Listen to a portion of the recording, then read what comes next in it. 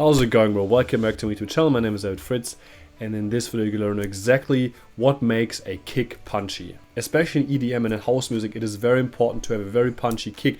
Otherwise your mixes sound very weak and people are not going to be able to dance that well to your tracks. So definitely make sure you get a right kick. And in this video I'm going to share with you exactly what makes a kick punchy. We're going to go through like the frequencies between each single kick. After watching this whole video you're going to understand way better which kicks to choose, which ones are not that good for your productions. So definitely make sure you stick until the end of this video. So I produced this little beat here in FL Studio and I've used 3 different kicks. We're going to exchange them and then we're going to see which ones are the more punchy ones, which ones support the track, or which ones are actually not that good for this track.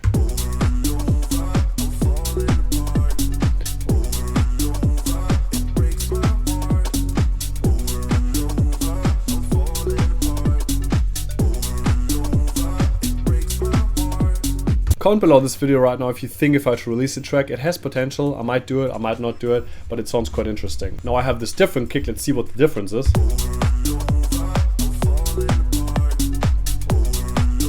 This one is not bad, but you can already hear that it is very clicky. You can hear this like very clean click on top of it. And we have the third kick, which is the densest and the punchiest kick I think there is.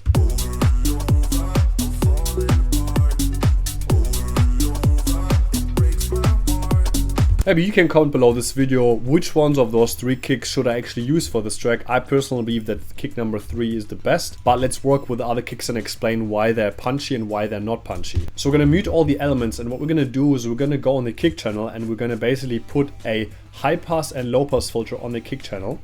And then we're going to basically divide the kick in certain frequencies. So the first and most important one is the high frequencies. This is the click you can usually hear as a kick. And if we now exchange all 3 kicks, we can hear that the click sounds on each 3 kicks are a little bit different. Almost not audible. Second kick. Okay, better.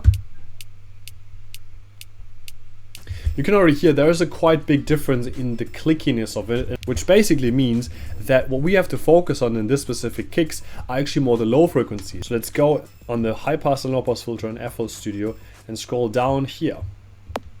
By the way, if you haven't liked this video yet, please make sure you like this video right now and subscribe to my channel to not miss out any tech house production or house music production tutorials in the future, and turn the notification bell on because I want you to be the first person who can implement all the knowledge. It helps to grow this little community, so thanks a lot for that. So what we basically have now, we just have the frequencies between 1000 and let's say 6000 Hertz. We're gonna try different kicks again.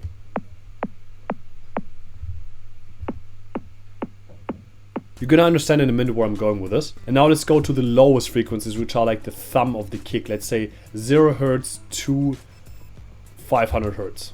Kick 1, kick 2. You can already hear that this kick is way longer than the first one. And the third one is just really dense and really interesting. If you now just visually compare the 2 waveforms of the kick, you can see that this like really dense kick, the best kick I think, is not really as, let's say, clean as the last kick. As you can see here, this one looks a bit like the waveform is like, it goes up, it goes down, but the last kick here, that one is just really clean. But just because it's clean doesn't mean it is good, because it really depends on it.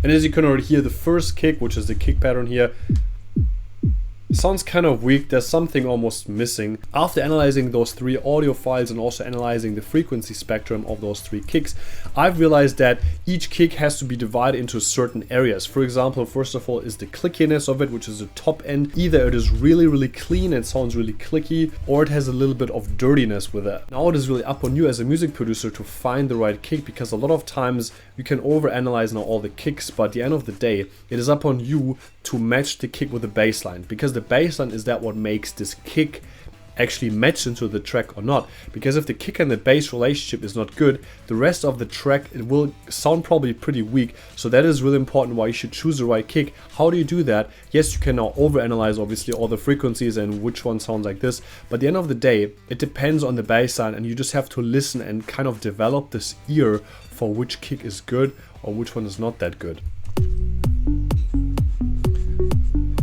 I personally think that kick number one, the dense kick, works the best way. But this is also preference. You might like this kick better, and I would totally understand if you would.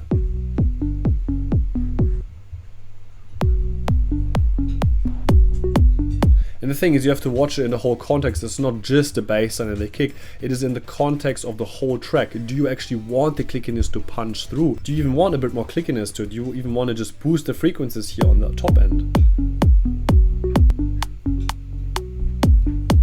Maybe you don't want it. You want the opposite. You want to cut it away. In the context of the whole track, of course. If you're wondering, by the way, how I produce this beat within 15 minutes, I use basically a house music production template, what I've built myself, and basically what you can see already, there's like, it's perfect for house music, vocal 1 to 5 already there, drums 1 to 5, there's like, everything is colored, everything is already named, perfect for house music, there's master bus automations, and on the mixer channel we have 50 ready to go mixing and mastering chains with high pass and low pass filters and stuff like that. I built this specific template. It's going to jumpstart your productions. I would really recommend you to get this one because it's going to make it really fast and really easy for you to produce music. It is my most sold template on tunemap.com. You can get this template under this video. Definitely make sure you get this one for yourself. It costs less than $10. It's going to jumpstart all your future production, make it really easy for you to produce. There's already auxiliary channels as well, like it's everything ready to go. There's also a video here where you can check out right now which explains exactly how to build a template for yourself. If you don't want to purchase it, I would understand, but literally it's just make it really easy for you. You're just gonna save yourself heaps of time by doing it. If you want to get coaching from me, how to produce music or how to use FL Studio or even how to start DJing, you can also message me and hit me up on Instagram under this video, and I can teach you a few things. I have quite a few clients right now at this moment who actually are getting taught by me how to produce music, how to use FL Studio. Hey, what's up everybody? It's your boy Zeno Man, electronic and techno music producer from Hamburg. I took a one-on-one coaching with David Fritz. We met via Zoom and we got along right away, and he gave me a coaching regarding record box and preparing DJ sets for gigs. He shared his screen with me and he guided me step by step through record box. And thanks to his coaching, I'm now pretty confident that I'm able to prepare my own DJ sets with my own songs and will hopefully be able to play live gigs soon. New single dropping soon, stay tuned.